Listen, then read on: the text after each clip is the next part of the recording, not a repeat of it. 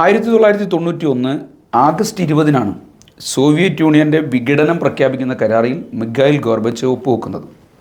സാമ്രാജ്യത്വത്തിൻ്റെ സജീവ പിന്തുണയോടുകൂടി ഗോർബച്ചേവിൻ്റെ നേതൃത്വത്തിൽ തന്നെ സോഷ്യലിസത്തെയും സോവിയറ്റ് യൂണിയനെയും ചിട്ടയോടെ പൊളിച്ചടുക്കുന്ന പ്രക്രിയ പൂർത്തീകരിക്കുകയായിരുന്നു അന്ന്. മാത്തായ സോവിയറ്റ് യൂണിയൻ്റെ തകർച്ചയോടെ സോഷ്യലിസം കാലഹരണപ്പെട്ടു എന്ന പ്രചണ്ഡമായ പ്രചരണമാണ് ലോകത്താകെ മുഴങ്ങിക്കെട്ടത്. എന്നാൽ സോവിയറ്റ് തകർച്ച മാർക്സിസത്തിൻ്റെയോ സോഷ്യലിസത്തിൻ്റെയോ നിഷേധമല്ല എന്നും സോവിയറ്റ് യൂണിയനെയും സോഷ്യലിസത്തെയും തകർക്കാനും ആ രാജ്യത്തെ തന്നെ വിഘടിപ്പിക്കാനും വേണ്ടി ഗോർബച്ചേവിൻ്റെ നേതൃത്വത്തിൽ നടന്ന സംഘടിതമായ ശ്രമമായിരുന്നു സോവിയറ്റ് യൂണിയൻ്റെ തകർച്ച എന്നത്. അതിന് ആക്കം കൂട്ടുന്നതായിരുന്നു സോഷ്യലിസ്റ്റ് നിർമ്മാണത്തിൽ സോവിയറ്റ് കമ്മ്യൂണിസ്റ്റ് പാർട്ടിക്കും സോഷ്യലിസ്റ്റ് ഭരണകൂടത്തിനും സംഭവിച്ച ഗുരുതരമായ പിശകുകൾ എന്ന് പറയുന്നത്. ഇതെല്ലാം ചേർന്നതാണ് സോവിയറ്റ് യൂണിയൻ തകരുന്നതും അതിൻ്റെ തുടർച്ചയായി കിഴക്കൻ യൂറോപ്യൻ രാജ്യങ്ങളിലെ സോഷ്യലിസ്റ്റ് ഭരണകൂടങ്ങൾ തകർന്നതും എല്ലാം.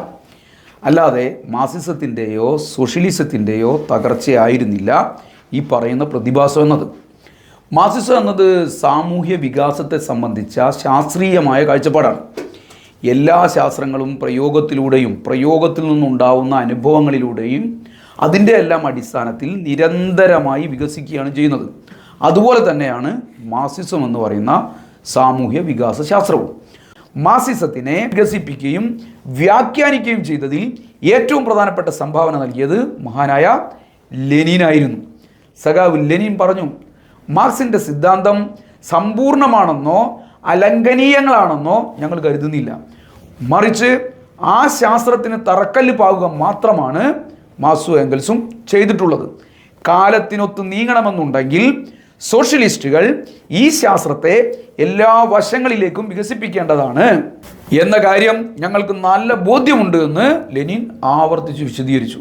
മാർക്സിസം എന്ന ഈ ശാസ്ത്രത്തെ സമഗ്രമായി വികസിപ്പിച്ചപ്പോഴാണ് സഖാവ് ലെനിൻ ലോകത്തിലെ പ്രഥമ സോഷ്യലിസ്റ്റ് വിപ്ലവത്തിൻ്റെ അതുല്യനായ നേതാവും സംഘാടകനും ക്രാന്തദർശിയായ വിപ്ലവകാരിയും തത്വചിന്തകനും പ്രായോഗിക പ്രവർത്തകനും എല്ലാമായി മാറിയത്. ലോകത്തെ ഒന്നാമത്തെ കമ്മ്യൂണിസ്റ്റ് പാർട്ടിയുടെ സമാരാധ്യനായ പോരാളിയായും നേതാവുമായി വളർന്നതുമെല്ലാം. ആഗോള സാമ്രാജ്യത്വത്തിൻ്റെയും തൊഴിലാളി വർഗ വിപ്ലവത്തിൻ്റെയും കാലഘട്ടത്തിനനുസരിച്ച് കാലോചിതമായി മാർക്സിസത്തെ വികസിപ്പിച്ചുകൊണ്ടേയിരിക്കുകയായിരുന്നു സഖാവ് ലെനിൻ ചെയ്തത്. മാർക്സിൻ്റെ കാലത്തെ മുതലാളിത്തം വികസിത രൂപം പ്രാപിച്ചിരുന്നില്ല. വലിയ മാറ്റങ്ങളാണ് പിന്നീട് ലോകത്തുണ്ടായത്. മുതലാളിത്തം അതിൻ്റെ ഉയർന്ന രൂപമായ സാമ്രാജ്യത്വമായി മാറി. സാമ്രാജ്യത്വം എന്നത് മുതലാളിത്തത്തിൻ്റെ ഉയർന്ന ഘട്ടമാണ്. സ്വതന്ത്ര മത്സരത്തിൻ്റെ സ്ഥാനത്ത് കുത്തകകളുടെ വളർച്ചയാണ് സാമ്രാജ്യത്വത്തിൻ്റെ പ്രത്യേകത എന്ന് പറയുന്നത്. തങ്ങളുടെ കുത്തകകളുടെയും വളർച്ചയ്ക്ക് വേണ്ടി മറ്റു രാജ്യങ്ങളുടെ സമ്പദ്ഘടനകളെ കീഴ്പ്പെടുത്തുന്ന പ്രക്രിയയാണ് സാമ്രാജ്യത്വം എന്ന് പറയുന്നത്. രാജ്യങ്ങളെ വെട്ടിപ്പിടിച്ച് മൂലധനം ലാഭകരമായി നിക്ഷേപിക്കുന്നതിനും ചരക്കുകൾ വിറ്റഴിക്കുന്നതിനുമെല്ലാം ഒരു തടസ്സവും ഇല്ലാത്ത കമ്പോളം കെട്ടിപ്പടുക്കുക എന്നതാണ് സാമ്രാജ്യത്വത്തിൻ്റെ പ്രവർത്തനം എന്ന് പറയുന്നത്. സാമ്രാജ്യത്വത്തെ സംബന്ധിച്ച ലെനിൻ്റെ ഈ അപഗ്രഥനം മാർക്സിസത്തിൻ്റെ വികാസത്തിന് അദ്ദേഹം നൽകിയ മഹത്തായ സംഭാവനയാണ്. മാർക്സിൻ്റെയും എംഗൽസിൻ്റെയും സിദ്ധാന്തങ്ങളുടെ വരികളിൽ അക്ഷരാർത്ഥത്തിൽ കുടുങ്ങിക്കിടക്കുകയായിരുന്നില്ല സഖാവ് ലെനിൻ ചെയ്തത്. മുതലാളിത്ത വികാസം ലോകത്ത് ആകെ പൂർത്തിയായാലേ സോഷ്യലിസ്റ്റ് വിപ്ലവം നടക്കൂ എന്ന് ഒരു വിഭാഗം മാർക്സിസ്റ്റ് പണ്ഡിതന്മാർ അക്കാലത്ത് വലിയ പ്രചരണം നടത്തിയിരുന്നു. അവർ പ്രചരിപ്പിച്ചു കൊണ്ടേയിരുന്നിരുന്നു. ആ കാലത്ത് സഖാവ് ലെനിൻ പറഞ്ഞു, സാമ്രാജ്യത്വത്തിൻ്റെ കാലത്ത് മുതലാളിത്തം അസമമായ സാമ്പത്തിക രാഷ്ട്രീയ വികാസമാണ് ഉണ്ടാക്കുക. അതുകൊണ്ട് തന്നെ സോഷ്യലിസ്റ്റ് വിപ്ലവം എല്ലാ രാജ്യങ്ങളിലും ഒരേ സമയം പൊട്ടിപ്പുറപ്പെടുക എന്നത് അസാധ്യമാണ്. ഓരോ രാജ്യത്തും വിപ്ലവ പരിതസ്ഥിതി രൂപപ്പെട്ടു വരിക മാറിയായിരിക്കും എന്ന് സഖാവ് ലെനിൻ തെളിയിച്ചു വന്നു. സോഷ്യലിസത്തിന് ഏതെങ്കിലും ഒരു മുതലാളിത്ത രാജ്യത്തോ അല്ലെങ്കിൽ ഏതാനും മുതലാളിത്ത രാജ്യങ്ങളിലോ വിജയിക്കാനാവും എന്ന് അദ്ദേഹം സമർത്ഥിച്ചു. റഷ്യയിൽ മുതലാളിത്ത വളർച്ച പൂർണ്ണമായിട്ടില്ലെങ്കിലും വളർന്ന മുതലാളിത്തം ആഴമേറിയ പ്രതിസന്ധിയിൽ ചെന്നുപെട്ടിരിക്കുകയാണെന്ന് അദ്ദേഹം വിലയിരുത്തി. അതുകൊണ്ട് തന്നെ അവിടെ വിപ്ലവം തുടങ്ങണമെന്നും സോഷ്യലിസ്റ്റ് നിർമ്മാണം പൂർത്തിയാവണമെങ്കിൽ മറ്റു മുതലാളിത്ത രാജ്യങ്ങളിൽ കൂടി മുതലാളിത്തം വളർച്ച നേടുകയും വിപ്ലവം നേടുകയും ചെയ്യണമെന്നുള്ള സഖാവ് ലെനിൻ്റെ ഈ കാഴ്ചപ്പാടിൻ്റെ അടിസ്ഥാനത്തിലാണ് റഷ്യൻ വിപ്ലവം നടന്നത്. അതായത് വിപ്ലവം ഓരോരോ രാജ്യത്തും അവിടുത്തെ സാഹചര്യങ്ങൾക്കനുസരിച്ച് നടക്കും. എന്നാൽ സോഷ്യലിസ്റ്റ് സാമൂഹ്യ നിർമ്മാണ പ്രക്രിയ പൂർത്തിയാവണമെങ്കിൽ, കമ്മ്യൂണിസത്തിലേക്ക് കടക്കണമെങ്കിൽ ലോകത്താകെ ഈ സോഷ്യലിസ്റ്റ് നിർമ്മാണ പ്രക്രിയ പൂർത്തീകരിക്കപ്പെടേണ്ടതുണ്ട് എന്ന് സഖാവ് ലെനിൻ ആവർത്തിച്ച് ചൂണ്ടിക്കാട്ടി. സഖാവ് ലെനിൻ്റെ ഈ കാഴ്ചപ്പാടിൻ്റെ അടിസ്ഥാനത്തിലാണ് റഷ്യയിൽ തൊഴിലാളി വർഗ വിപ്ലവം നടക്കുന്നത്. സോഷ്യലിസ്റ്റ് വിപ്ലവം നടക്കുന്നതിനുള്ള കാഴ്ചപ്പാട് ആവിഷ്കരിച്ചതാണ് സഖാവ് ലെനിൻ. മാർക്സ് ഏംഗൽസ് വിപ്ലവ സിദ്ധാന്തത്തെ കൂടുതൽ പരിപോഷിപ്പിക്കുന്നതിന് നൽകിയ ഏറ്റവും പ്രധാനപ്പെട്ട സംഭാവന. 1917 ഒക്ടോബർ 7 ബോൾഷെവിക് പാർട്ടി വിപ്ലവത്തിലൂടെ അധികാരം പിടിച്ചെടുക്കുമ്പോൾ സോഷ്യലിസ്റ്റ് വികാസം സംബന്ധിച്ച മുൻ മാതൃകകളൊന്നും അവരുടെ മുന്നിൽ ഉണ്ടായിരുന്നില്ല. എന്നാൽ സോഷ്യലിസത്തിൻ്റെ പിറവിക്ക് നേതൃത്വം നൽകിയ സഖാവ് ലെനിൻ സോഷ്യലിസ്റ്റ് നിർമ്മാണത്തിനും വിജയകരമായ നേതൃത്വം നൽകുകയായിരുന്നു. 3 കാര്യങ്ങളിലാണ് സഖാവ് ലെനിൻ ലോകത്തെ കമ്മ്യൂണിസ്റ്റുകാർക്ക് സമഗ്രമായ സംഭാവന നൽകിയത്. 1. സാമ്രാജ്യത്വത്തെക്കുറിച്ചുള്ള സിദ്ധാന്തം. 2. ലോക വിപ്ലവ പ്രസ്ഥാനത്തിൽ കൊളോണിയൽ, അർദ്ധ കൊളോണിയൽ രാജ്യങ്ങളിലെ ജനങ്ങൾക്കുള്ള പങ്കിനെ കുറിച്ചുള്ള സിദ്ധാന്തം. 3. വിപ്ലവ സംഘടന അഥവാ കമ്മ്യൂണിസ്റ്റ് പാർട്ടിയെ സംബന്ധിച്ച കൃത്യമായ പരിപാടി തയ്യാറാക്കി നൽകൽ, അല്ലെങ്കിൽ കമ്മ്യൂണിസ്റ്റ് പാർട്ടിയുടെ സംഘടനാ ചട്ടക്കൂട് തയ്യാറാക്കി നൽകൽ. ഈ സമഗ്രമായ 3 സംഭാവനകൾ മാർക്സിസത്തിൻ്റെ സാമൂഹ്യ വികാസത്തിൻ്റെ ഘട്ടത്തിലെ ഏറ്റവും പ്രധാനപ്പെട്ട ശാസ്ത്രമായി അതിനെ സഖാവ് ലെനിൻ വികസിപ്പിച്ചു എന്നർത്ഥം. മുതലാളിത്ത ഉൽപ്പാദന വ്യവസ്ഥയിലെ പ്രമുഖ വർഗങ്ങൾ തൊഴിലാളികളാണെന്നും അവരാണ് യഥാർത്ഥ വിപ്ലവ ശക്തികളെന്നും ഭാവിയുടെ വർഗം തൊഴിലാളികളാണെന്നും സഖാവ് ലെനിൻ ആവർത്തിച്ച് പ്രഖ്യാപിച്ചു. നേതൃത്വം തൊഴിലാളികൾ വഹിക്കുമ്പോഴും വിപ്ലവം വിജയിക്കണമെങ്കിൽ കർഷകരുടെ പങ്കാളിത്തം അനിവാര്യമാണ്.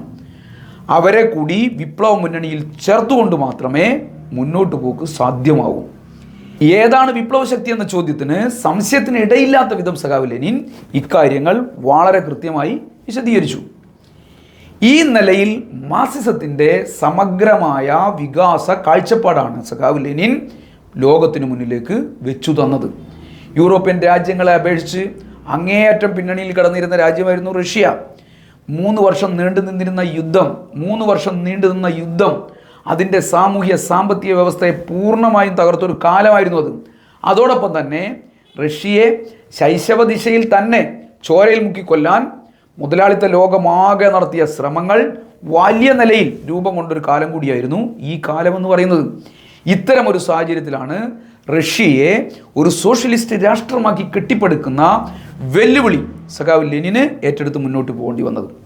ഇത്തരം ഒരു സാഹചര്യത്തെ നേരിടാനായിരുന്നു സഖാവ് ലെനിൻ യുദ്ധകാല കമ്മ്യൂണിസം എന്ന് പറയുന്ന ഒരു വ്യവസ്ഥ തന്നെ നടപ്പിലാക്കാൻ തീരുമാനിച്ചതും നടപ്പിലാക്കിയതും. രാജ്യത്തിൻ്റെ എല്ലാ വിഭവങ്ങളും യുദ്ധകാല അടിസ്ഥാനത്തിൽ സമാഹരിക്കാൻ സഖാവ് ലെനിൻ പദ്ധതി തയ്യാറാക്കി. വൻകിട ഭൂപ്രഭുക്കൾ, മുതലാളി വർഗം എന്നിവരുടെ സ്വത്തുക്കൾ മുഴുവൻ പിടിച്ചെടുത്തു. ചെറുകിടക്കാരുടെയും ഇടത്തരക്കാരുടെയും സ്വത്തുക്കൾക്ക് മുകളിൽ ഗവൺമെൻറ് കർശനമായ നിയന്ത്രണം ഏർപ്പെടുത്തി. രാജ്യത്തിനകത്തു നിന്നും പുറത്തു നിന്നും ഉയർന്നു വരുന്ന ആക്രമണങ്ങളെ, ഭീഷണികളെ ഇക്കാലത്ത് റഷ്യക്ക് വലിയ നിലയിൽ നേരിടേണ്ടി വന്നു.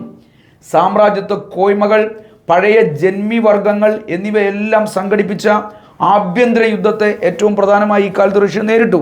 വിവിധ നിലകളിലേക്കുള്ള സൈനികമായ ഇടപെടലുകൾ ഉണ്ടായി. ഇതിനെല്ലാം നേരിട്ട് രാജ്യത്തെ സംരക്ഷിക്കുകയും സാമൂഹ്യ ഘടനയെ തകർച്ചയിൽ നിന്ന് കരകയറ്റുകയും ചെയ്യുക എന്ന ഭാരിച്ച ഉത്തരവാദിത്വമായിരുന്നു, ഭാരിച്ച കടമയായിരുന്നു യുദ്ധകാല കമ്മ്യൂണിസം നടപ്പിലാക്കിയതിലൂടെ സഖാവ് ലെനിൻ ചെയ്തത്. അതുകൊണ്ട് തന്നെ ജനങ്ങളുടെ പ്രാഥമികമായ പൗരാവകാശങ്ങൾക്ക് മുകളിലും ചില നിയന്ത്രണങ്ങൾ ഇത്തരം ഒരു സാഹചര്യത്തിൽ ഏർപ്പെടുത്തേണ്ടി വന്നിരുന്നു. ഇതെല്ലാം കൂടി ചേർന്നായിരുന്നു 1918 മുതൽ 1921 വരെ റഷ്യയിൽ നടപ്പിലാക്കിയ യുദ്ധകാല കമ്മ്യൂണിസം എന്ന് പറയുന്നത്. അങ്ങേയറ്റം പ്രയാസകരമായ പരിതസ്ഥിതിയെ തരണം ചെയ്യാൻ റഷ്യക്ക് ഒരു പരിധിവരെ ഇതിലൂടെ കഴിഞ്ഞിരുന്നു.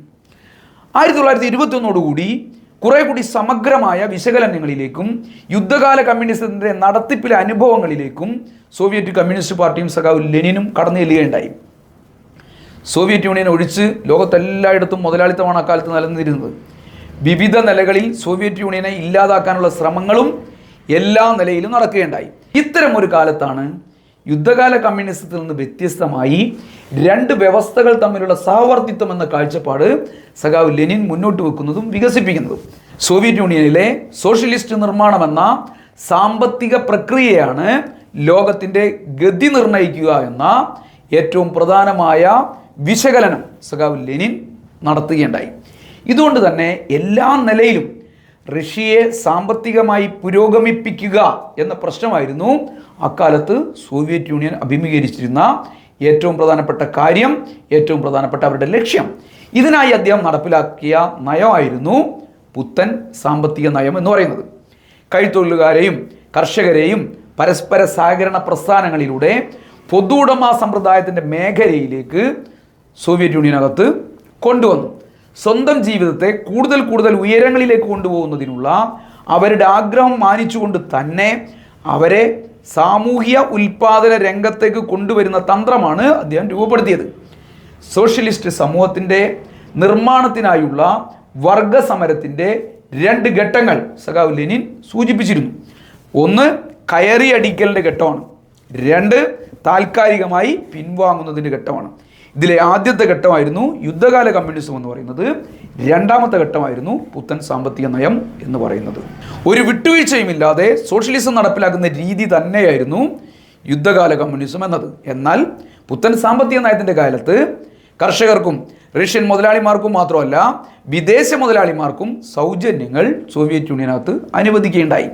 സ്വതന്ത്രമായ ചരക്ക് കൈമാറ്റം, ഉൽപ്പാദകർക്ക് തങ്ങളുടെ ചരക്കുകൾ ഇഷ്ടം പോണം വിറ്റഴിക്കാനുള്ള സ്വാതന്ത്ര്യം ഉണ്ടാക്കി കൊടുക്കുകയായിരുന്നു. ഇതെല്ലാം റഷ്യക്കകത്ത് അനുവദിച്ചു. കൃഷിക്കാരുടെ ലാഭേച്ഛയെ ഉൽപ്പാദനം വർദ്ധിപ്പിക്കുന്നതിനായി സർക്കാർ പ്രോത്സാഹിപ്പിച്ചു കൊടുത്തു.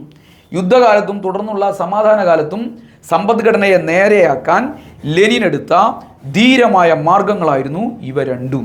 ഇത് വികസിച്ചുകൊണ്ടിരിക്കുന്ന മാർക്സിസത്തിൻ്റെ സോഷ്യലിസ്റ്റ് പ്രക്രിയയുടെ മുന്നേറ്റത്തിൻ്റെ ഒരു നവീകരണം എന്നുള്ള നിലയിലാണ് ഓരോ ഘട്ടത്തിലും സഖാവ് ലെനിൻ പ്രയോഗിച്ചത്.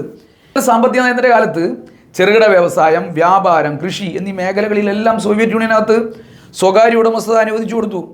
സാധനങ്ങളുടെ ലഭ്യതയും അതോടൊപ്പം തന്നെ വിറ്റഴിക്കൽ അനുസരിച്ച് കമ്പോളത്തിൽ വില നിശ്ചയിക്കുന്നതിനുള്ള കമ്പോള സമ്പദ്ഘടനയും ഈ പുത്തൻ സാമ്പത്തിക നയത്തിനകത്ത് സോവിയറ്റ് യൂണിയൻ നടപ്പിലാക്കി. വിദേശ നിക്ഷേപം അനുവദിക്കപ്പെട്ടു. വിദേശ കമ്പനികൾക്ക് പ്രവർത്തന അനുമതി നൽകി. പൊതുവിൽ ഉൽപാദന വ്യവസ്ഥ മുതലാളിത്തപരമായി തന്നെ മാറ്റപ്പെട്ടപ്പോഴും ഉൽപാദന ക്രമത്തിൻ്റെയും ഉൽപാദന വ്യവസ്ഥയുടെയും പരിപൂർണമായ നിയന്ത്രണം തൊഴിലാളി വർഗ ഭരണകൂടത്തിൻ്റെ കയ്യിൽ തന്നെയായിരുന്നു. ഇതായിരുന്നു ഇക്കാലത്തിൻ്റെ ഏറ്റവും പ്രധാനപ്പെട്ട പ്രത്യേകത എന്ന് പറയുന്നത്. അതോടൊപ്പം തന്നെ വൻകിട വ്യവസായവും വിദേശ വ്യാപാരവും സർക്കാർ നിയന്ത്രണത്തിൽ തന്നെ നിലനിർത്തുകയായിരുന്നു റഷ്യ അക്കാലത്ത് ചെയ്തത്. ലെനിൻ എന്ന മഹാനായ കമ്മ്യൂണിസ്റ്റിൻ്റെ ദീർഘവീക്ഷണമായിരുന്നു ഇതിൽ ഏറ്റവും പ്രധാനമായി പ്രതിഫലിച്ചത്. വർഗസമരം ഇക്കാലത്തും രൂക്ഷമായി തന്നെ തുടരുമെന്ന് സഖാവ് ലെനിൻ വിലയിരുത്തി. സോവിയറ്റ് അധികാരം വിജയിക്കണമെങ്കിൽ തൊഴിലാളി വർഗ സർവാധിപത്യം ശക്തമായി തന്നെ തുടരണമെന്നും സഖാവ് ലെനിൻ ആവർത്തിച്ച് ചൂണ്ടിക്കാട്ടി. തൊഴിലാളികളെയും കർഷകരെയും ചേർത്ത് നിർത്തി ബോൾഷെവിക് പാർട്ടി മുതലാളിത്തത്തിന് മേൽക്കൈ വരാതിരിക്കാനുള്ള ജാഗ്രത ജനങ്ങളിലാകെ ഉണ്ടാക്കി. സഖാവ് ലെനിൻ എഴുതിയ പ്രസംഗങ്ങൾ, കത്തിടപാടുകൾ, ഗ്രന്ഥങ്ങൾ എന്നിവയെല്ലാം മുതലാളിത്തത്തിൽ നിന്ന് കമ്മ്യൂണിസത്തിലേക്കുള്ള പരിവർത്തന ഘട്ടത്തിൻ്റെ ഒട്ടേറെ പ്രായോഗിക പ്രശ്നങ്ങൾക്ക് ഉയർന്നു വന്ന ചോദ്യങ്ങൾക്കുള്ള മറുപടിയായി മാറി. ഇതെല്ലാമാണ് സഖാവ് ലെനിൻ സോവിയറ്റ് യൂണിയൻ്റെ വികാസത്തിന് നൽകിയ മഹത്തായ സംഭാവന എന്ന് പറയുന്നത്. ഇതിനെല്ലാം ചേർത്താണ് സാമ്രാജ്യത്വ കാലഘട്ടത്തിലെ മാർക്സിസം അല്ലെങ്കിൽ ലെനിനിസം എന്ന് പറയുന്നത്. അതായത് 1917 വിപ്ലവം വിജയിക്കുകയും തുടർന്ന് 5-6 വർഷം കൊണ്ട് സോഷ്യലിസ്റ്റ് സാമൂഹ്യ നിർമ്മാണത്തിന് അടിത്തറ ഇടുകയും ചെയ്തതാണ് മാർക്സിസ്റ്റ് വിജ്ഞാനത്തിന് സഖാവ് ലെനിൻ നൽകിയ അമൂല്യമായ അതുല്യമായ സംഭാവന എന്ന് പറയുന്നത്. മാർക്സും ഏംഗൽസും കൊളുത്തിയ മാർക്സിസം എന്ന തിരിയെ ഒരു തീപ്പന്തമായി സഖാവ് ലെനിൻ ലോകത്തിൻ്റെ മുന്നിൽ ഉയർത്തിപ്പിടിക്കുകയായിരുന്നു, അതിനെ മുന്നോട്ട് കൊണ്ടുപോവുകയായിരുന്നു. സോഷ്യലിസത്തിന് വലിയ മുന്നേറ്റമാണ് 21ാം നൂറ്റാണ്ടിൽ ഉണ്ടായത്. സോവിയറ്റ് യൂണിയൻ, കിഴക്കൻ യൂറോപ്യൻ രാജ്യങ്ങൾ, ചൈന, വിയറ്റ്നാം, കൊറിയ, ലാവോസ് തുടങ്ങി ലോകത്തിൻ്റെ 1/3 ഭാഗം സോഷ്യലിസത്തിന് കീഴിൽ വലിയ പുരോഗതി കൈവരിക്കാൻ ഈ കാലത്ത് തുടങ്ങി. 1917 ഒക്ടോബർ വിപ്ലവത്തിന് ശേഷം സോവിയറ്റ് യൂണിയൻ 2ാം ലോക മഹായുദ്ധത്തിൽ ഫാസിസത്തെ പരാജയപ്പെടുത്തി. എല്ലാ ഭൂമണ്ഡലങ്ങളിലും ജനാധിപത്യത്തിനും സ്വാതന്ത്ര്യത്തിനും വേണ്ടി വിവിധ ദേശീയ ജനവിഭാഗങ്ങൾ നയിച്ച സമരങ്ങൾക്ക്, പോരാട്ടങ്ങൾക്ക് സോവിയറ്റ് യൂണിയന് ഉത്തേജനവും സഹായവും നൽകി. സാമ്രാജ്യത്വ ആധിപത്യത്തിന് കീഴിൽ കഴിഞ്ഞ രാജ്യങ്ങൾ പലതും ഇതിൻ്റെ ഭാഗമായി സ്വതന്ത്ര രാഷ്ട്രങ്ങളായി മാറി. ഇതിൻ്റെ എല്ലാം തുടർച്ചയായി ലോകത്തെല്ലായിടത്തും കമ്മ്യൂണിസ്റ്റ് പ്രസ്ഥാനങ്ങൾ വലിയ നിലയിൽ വളർന്നു വരാൻ വേണ്ടി തുടങ്ങി. ഈ കാര്യങ്ങളിലെല്ലാം സോവിയറ്റ് യൂണിയൻ വലിയ പങ്കാണ് ലോക കമ്മ്യൂണിസ്റ്റ് പ്രസ്ഥാനത്തിന് നൽകിയത്. എന്നാൽ മാർക്സിസം ലെനിനിസം പ്രയോഗിക്കുന്നതിലും വികസിപ്പിക്കുന്നതിലും നവീകരിക്കുന്നതിലുമെല്ലാം നിരന്തരമായി ഇടപെടുക എന്ന ഉത്തരവാദിത്വം നിർവഹിക്കേണ്ട അവിടുത്തെ കമ്മ്യൂണിസ്റ്റ് പാർട്ടിക്ക് ഗുരുതരമായ തെറ്റുകളുണ്ടായി. സോവിയറ്റ് യൂണിയൻ ഉണ്ടായി, സോവിയറ്റ് കമ്മ്യൂണിസ്റ്റ് പാർട്ടിക്കുണ്ടായി, അവിടുത്തെ ഭരണകൂടത്തിനുണ്ടായി. ഇതായിരുന്നു സോവിയറ്റ് യൂണിയൻ്റെയും സോഷ്യലിസ്റ്റ് ഭരണവ്യവസ്ഥയുടെയും തകർച്ചയ്ക്കിടയായ സാഹചര്യം എന്ന് പറയുന്നത്. ഇത് ലോകത്തെ കമ്മ്യൂണിസ്റ്റ് പ്രസ്ഥാനത്തിന് ലോകമെമ്പാടും വലിയ തിരിച്ചടികളാണ് ഉണ്ടാക്കിയത്. സോവിയറ്റ് യൂണിയന് പറ്റിയ പിശകുകൾ എന്ത് എന്ന് പരിശോധിച്ചുകൊണ്ടാണ് ലോകത്തെ മാർക്സിസ്റ്റുകൾ സോഷ്യലിസ്റ്റ് തകർച്ചയോടെ സോഷ്യലിസവും മാർക്സിസവും നശിച്ചു എന്ന പ്രചരണത്തിന് മറുപടി നൽകിക്കൊണ്ടേയിരിക്കുന്നത്. കുറഞ്ഞ കാലത്തിനിടയിൽ സോഷ്യലിസം നേടിയ വിസ്മയകരമായ നേട്ടങ്ങൾ ഇതേ നിലയിൽ ഒരു നേർരേഖയിലൂടെ മുന്നോട്ട് പോയിക്കൊണ്ടിരിക്കുകയാണ് എന്നും ഇതേ നിലയിൽ തന്നെ മുന്നോട്ട് പോകുമെന്നാണ് സോവിയറ്റ് ഭരണകൂടവും സോവിയറ്റ് കമ്മ്യൂണിസ്റ്റ് പാർട്ടിയും ലെനിൻ്റെ കാലത്തിന് ശേഷം കരുതിക്കൊണ്ടേയിരുന്നത്. മുതലാളിത്തത്തിന് അതിനെ ഒന്നും ചെയ്യാൻ കഴിയില്ലെന്നും മുതലാളിത്തത്തിൻ്റെ തിരിച്ചുവരവ് അസാധ്യമാണെന്നുമായിരുന്നു സോവിയറ്റ് കമ്മ്യൂണിസ്റ്റ് പാർട്ടി അക്കാലത്ത് കരുതിയത്. എന്നാൽ ശാസ്ത്ര സാങ്കേതിക വിദ്യകളുടെ വികാസത്തിൻ്റെ എല്ലാ സാധ്യതകളെയും ഉപയോഗിച്ച് ഉൽപ്പാദനം ശക്തിപ്പെടുത്തി നവ കൊളോണിയലിസത്തിലൂടെ അതിൻ്റെ വിപണി വികാസം തുടർച്ചയായി ഉണ്ടാക്കി മുതലാളിത്തം അതിൻ്റെ സമ്പദ് വ്യവസ്ഥകളെ മുന്നോട്ട് കൊണ്ടുപോയി. എന്നാൽ ഇക്കാര്യം സോവിയറ്റ് യൂണിയൻ ഗൗരവമായി കണ്ടതേയില്ല. ഇതൊരു ഗൗരവമായ പോരായ്മയായിരുന്നു. മുതലാളിത്തത്തിൻ്റെ ശേഷിയെ അത് കുറച്ചു കണ്ടു എന്നുള്ളത് തന്നെയായിരുന്നു ഏറ്റവും പ്രധാനപ്പെട്ട കാര്യം. സോഷ്യലിസത്തിൻ്റെ ശേഷിയെ അത് വലിയ നിലയിൽ ഉയർത്തിക്കണ്ടു, അതും പോരായ്മ തന്നെയായിരുന്നു. പരാജയപ്പെട്ട ബൂർഷ്വാസി 100 മടങ്ങ് ശക്തിയിൽ തിരിച്ചടിക്കുമെന്ന സഖാവ് ലെനിൻ്റെ മുന്നറിയിപ്പ് അവർ ഗൗരവത്തിലെടുത്തതേ ഇല്ല. ഇതെല്ലാം തെറ്റായ നിഗമനങ്ങൾക്ക് ലോകത്തെ തന്നെ സോഷ്യലിസ്റ്റ് ചേരി എത്തിക്കുകയായിരുന്നു. 1960കളിൽ ലോകത്തെ 81 കമ്മ്യൂണിസ്റ്റ് പാർട്ടികൾ പങ്കെടുത്തൊരു സമ്മേളനം നടക്കുകയുണ്ടായി. ആ സമ്മേളനം ഒരു പ്രസ്താവന പുറപ്പെടുവിച്ചിരുന്നു. ഈ പറയുന്ന കാഴ്ചപ്പാടുകളെല്ലാം അടിസ്ഥാനമാക്കിയായിരുന്നു അവർ ആ പ്രസ്താവന തയ്യാറാക്കിയത്. അത് തികച്ചും തെറ്റായിരുന്നു. അന്നത്തെ ലോക സാഹചര്യങ്ങളെ വിലയിരുത്തുന്നതിൽ ഗുരുതരമായ തെറ്റായിരുന്നു ലോക സോഷ്യലിസ്റ്റ് പ്രസ്ഥാനത്തിന് അന്ന് സംഭവിച്ചത് എന്നുള്ളത് ലോകം സാക്ഷ്യപ്പെടുത്തുകയാണ്, ചരിത്രം സാക്ഷ്യപ്പെടുത്തുകയാണ്. സോഷ്യലിസം സ്ഥാപിച്ചു കഴിഞ്ഞാൽ ഇനി ഒരിക്കലും അത് പിന്നോട്ട് പോവില്ല, മറിച്ച് അതൊരു നേർരേഖയിലൂടെ കമ്മ്യൂണിസത്തിലേക്ക് വളരും എന്നായിരുന്നു അവർ വിലയിരുത്തിയത്. സോഷ്യലിസം എന്നത് മുതലാളിത്തത്തിനും കമ്മ്യൂണിസത്തിനും ഇടയിലുള്ള ഒരു പരിവർത്തന ഘട്ടമാണെന്നും അല്ലെങ്കിൽ കമ്മ്യൂണിസത്തിൻ്റെ ആദ്യ ഘട്ടമാണെന്നും വർഗവൈരുദ്ധ്യങ്ങൾ പൂർണ്ണമായും അതിൽ ഇല്ലാതെയാവുന്നില്ല എന്നും അവ മൂർച്ഛിക്കുകയാണ് ചെയ്യുക എന്നും അവർക്ക് കാണാനായില്ല.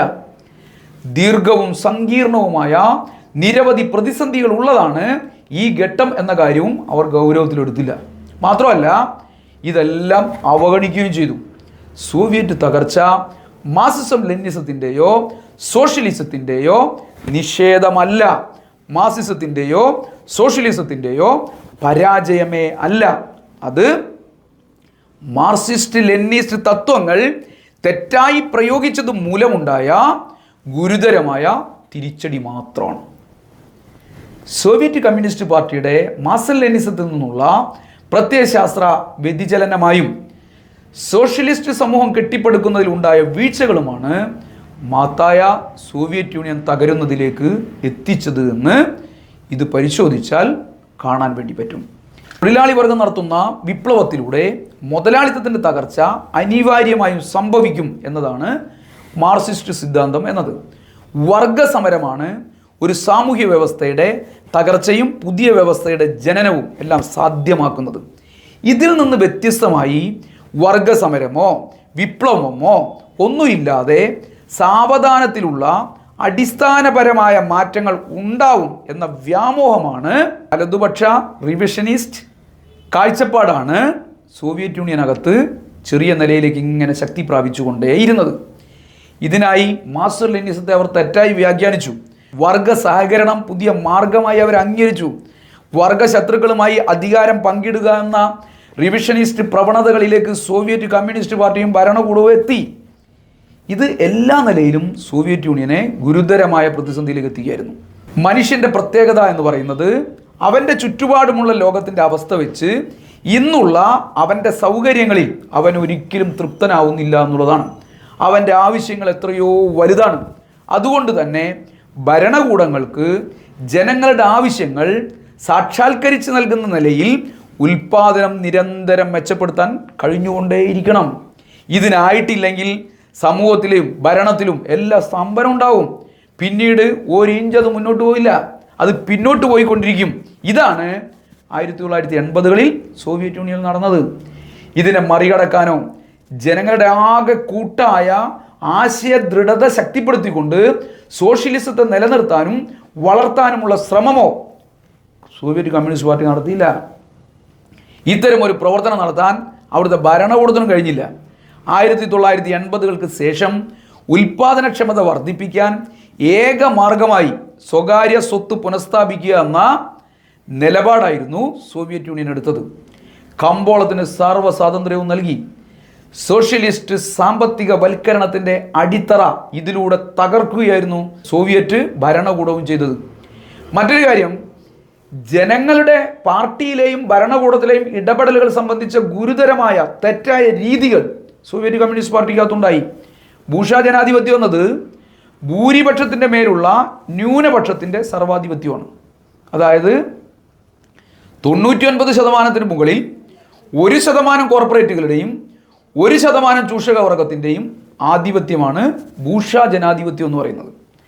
ലോകത്തിലെ മുതലാളിത്ത രാജ്യങ്ങളിലെല്ലാം ഇതാണ് നമ്മൾ കണ്ടുകൊണ്ടിരിക്കുന്നത്. ഇന്ത്യ ഉൾപ്പെടെ കോർപ്പറേറ്റുകളുടെയും കുത്തകളുടെയും ആധിപത്യമാണ് ഇവിടങ്ങളിലെല്ലാം നടക്കുന്നത്. എന്നാൽ തൊഴിലാളി വർഗ സർവാധിപത്യം എന്നത് ചൂഷക വർഗങ്ങളായ ന്യൂനപക്ഷങ്ങളുടെ മേലുള്ള അധ്വാനിക്കുന്ന ജനസംഖ്യയിൽ മഹാഭൂരിപക്ഷം വരുന്നവരുടെ സർവാധിപത്യമാണ്.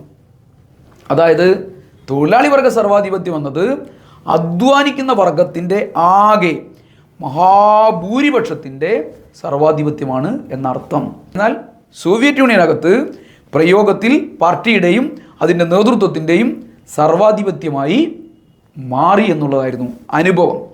സോവിയറ്റ് കമ്മ്യൂണിസ്റ്റ് പാർട്ടി അതിൻ്റെ ഉൾപാർട്ടി ജനാധിപത്യത്തെ പ്രോത്സാഹിപ്പിക്കുകയും ശക്തിപ്പെടുത്തുകയും ചെയ്യുന്നതിന് പകരം ജനാധിപത്യത്തെ ചാവിട്ടി അരക്കുകയായിരുന്നു. ജനാധിപത്യത്തിൻ്റെ നേർവിപരീതമായ ഉദ്യോഗസ്ഥ മേധാവിത്വം അവർ ഇതുവഴി പാർട്ടിയിൽ വളർത്തിയെടുക്കുകയായിരുന്നു. ഇത് ജനങ്ങളെ പാർട്ടിയിൽ നിന്നും വലിയ നിലയിലേക്ക് അകറ്റുന്ന നിലയുണ്ടായി. മാർക്സും ലെനിനിസം എന്ന വിപ്ലവകരമായ തത്വങ്ങളുടെ ശക്തി അത് ചോർത്തിക്കളഞ്ഞു. കേന്ദ്രീകരണം മേൽക്കൈ നേടുന്നതോടെ സോവിയറ്റ് കമ്മ്യൂണിസ്റ്റ് പാർട്ടി അധപ്പതനത്തിലേക്ക് എത്തുകയായിരുന്നു.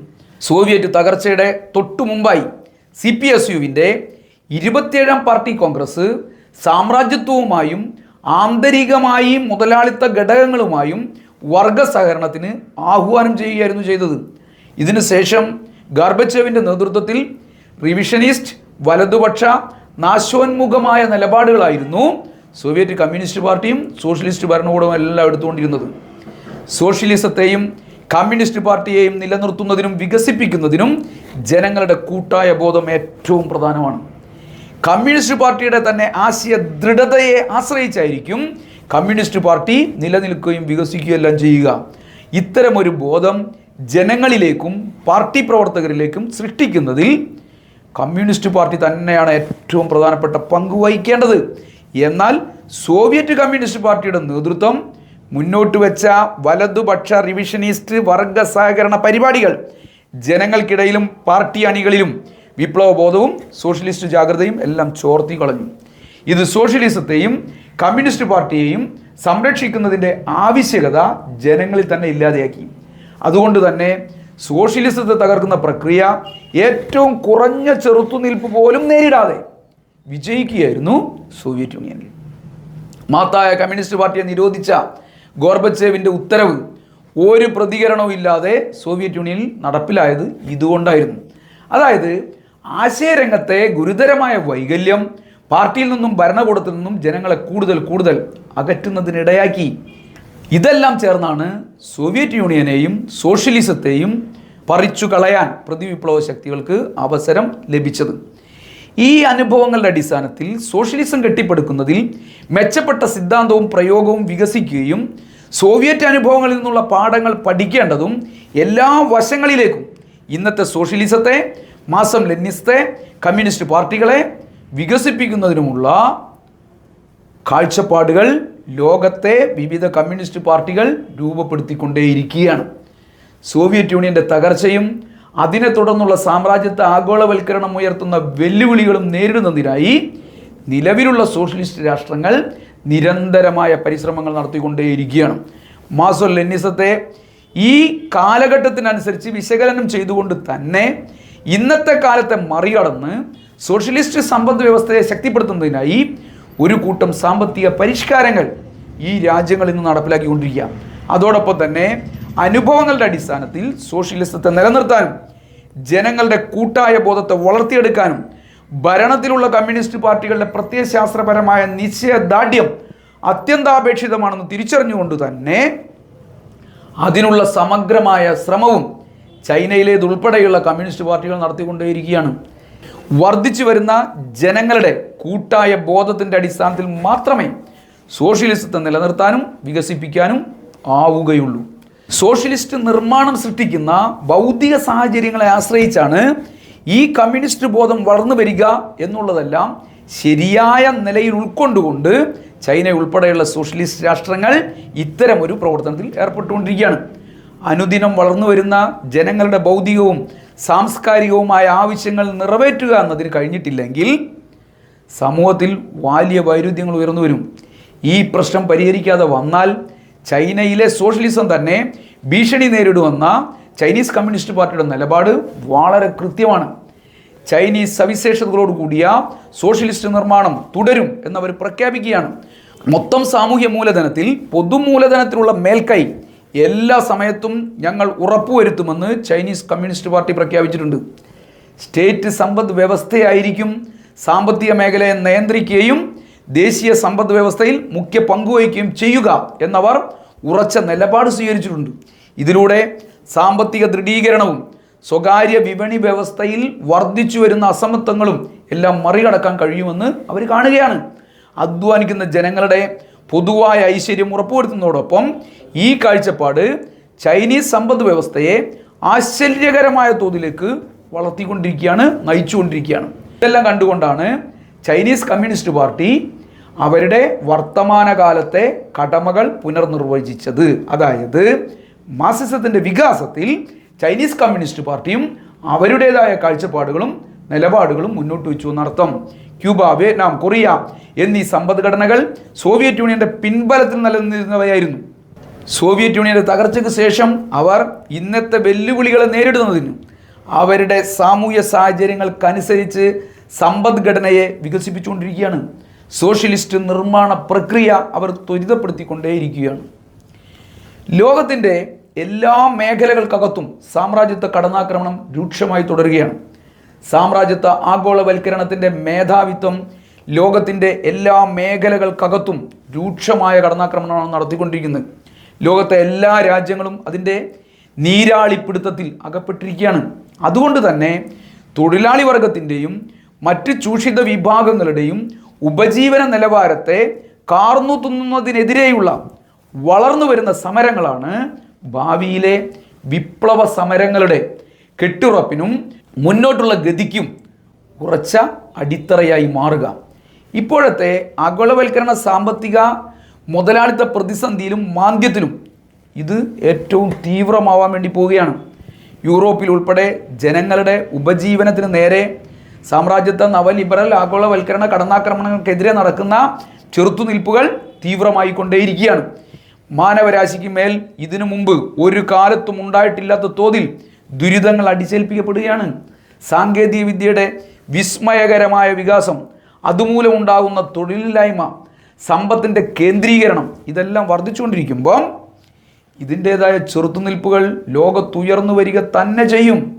വിപ്ലവ ശക്തികളുടെ തന്ത്രപ്രധാനമായ വിപ്ലവ ലക്ഷ്യം കൈവരിക്കുന്നതിനുള്ള സമരങ്ങളെ, മുന്നേറ്റങ്ങളെ ഇന്നത്തെ കാലത്ത് മാർക്സ് ലെനിനിസത്തിന്റെ അടിസ്ഥാനത്തിൽ വിശകലനം നടത്തിക്കൊണ്ടേയിരിക്കും ലോകത്തെ കമ്മ്യൂണിസ്റ്റുകാർ.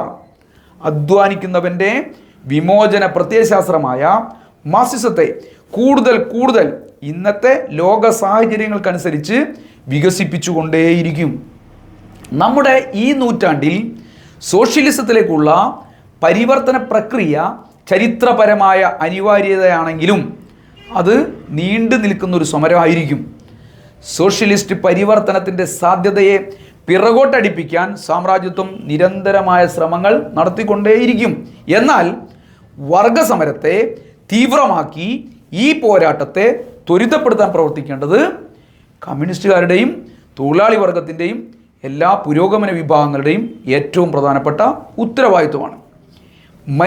മനുഷ്യനെയും രാഷ്ട്രത്തെയും ചൂഷണം ചെയ്യുന്നതിൽ നിന്ന് മുക്തമായ ഒരു വ്യവസ്ഥ സ്ഥാപിക്കുന്നതിനുള്ള സമരങ്ങളായിരിക്കും ഇന്നത്തെ കാലത്ത് സോഷ്യലിസത്തിന് വേണ്ടിയിട്ടുള്ള സമരം എന്ന് പറയുന്നത്. ജനങ്ങളുടെ ജനാധിപത്യ അവകാശങ്ങളും സിവിൽ സ്വാതന്ത്ര്യങ്ങളും കൂടുതൽ ശക്തിപ്പെടുത്തുന്നതിനെ അടിസ്ഥാനമാക്കിയുള്ളതായിരിക്കും ഈ സമരങ്ങൾ എന്ന് പറയുന്നത്. അതായത് ഉൽപാദനക്ഷമതയെയും ഉൽപാദന ശക്തികളെയും ഉയർന്ന തലത്തിലേക്ക് വിപ്ലവകരമായി വളർത്തിക്കൊണ്ട് മുതലാളിത്തത്തിന് മുകളിൽ മേൽക്കോയ്മ സ്ഥാപിക്കുന്നതായിരിക്കും ഈ കാലഘട്ടത്തിലെ സോഷ്യലിസം എന്നത്. ലോകത്ത് കമ്മ്യൂണിസ്റ്റ് പ്രസ്ഥാനത്തിനും മാർക്സിസത്തിനും സോഷ്യലിസത്തിനുമെല്ലാം ഉണ്ടായിട്ടുള്ള ഈ തിരിച്ചടികളെ ലോകത്തെ അധ്വാനിക്കുന്ന വർഗം അതിജീവിക്കുക തന്നെ ചെയ്യും. ലോകത്താകെയുള്ള കമ്മ്യൂണിസ്റ്റ് പ്രസ്ഥാനവും വിപ്ലവ ശക്തികളും അബദ്ധങ്ങളിൽ നിന്ന് പാഠങ്ങൾ ഉൾക്കൊണ്ടുകൊണ്ട് തന്നെ പുനരണിചേരുകയും മുന്നോട്ട് പോവുകയും ചെയ്യുക തന്നെ ചെയ്യും. മാർക്സിസത്തെ കാലത്തിനനുസരിച്ച് വികസിപ്പിക്കുക തന്നെ ചെയ്യും. ഇതിന് ഇന്ന് ലോകത്ത് നിലനിൽക്കുന്ന കമ്മ്യൂണിസ്റ്റ് പാർട്ടികളും അതിലെ ഉജ്ജ്വലരായ കമ്മ്യൂണിസ്റ്റുകളും തുടർന്നും വലിയ സംഭാവനകൾ നൽകിക്കൊണ്ടേയിരിക്കുക തന്നെയാണ്. അത് തുടർന്നുകൊണ്ടിരിക്കും. മുതലാളിത്തത്തിൻ്റെ അനിവാര്യമായ പതനവും ഭൂരിപക്ഷം വരുന്ന അധ്വാനിക്കുന്നവരുടെ വിജയവും ലോകത്ത് ആകെ സാധ്യമാവുക തന്നെ ചെയ്യും. മാർക്സിസം എന്ന സാമൂഹ്യ വികാസ ശാസ്ത്രം അതിന് വഴി കാണിക്കുകയും പ്രായോഗികമാക്കുകയും തന്നെ ചെയ്യും.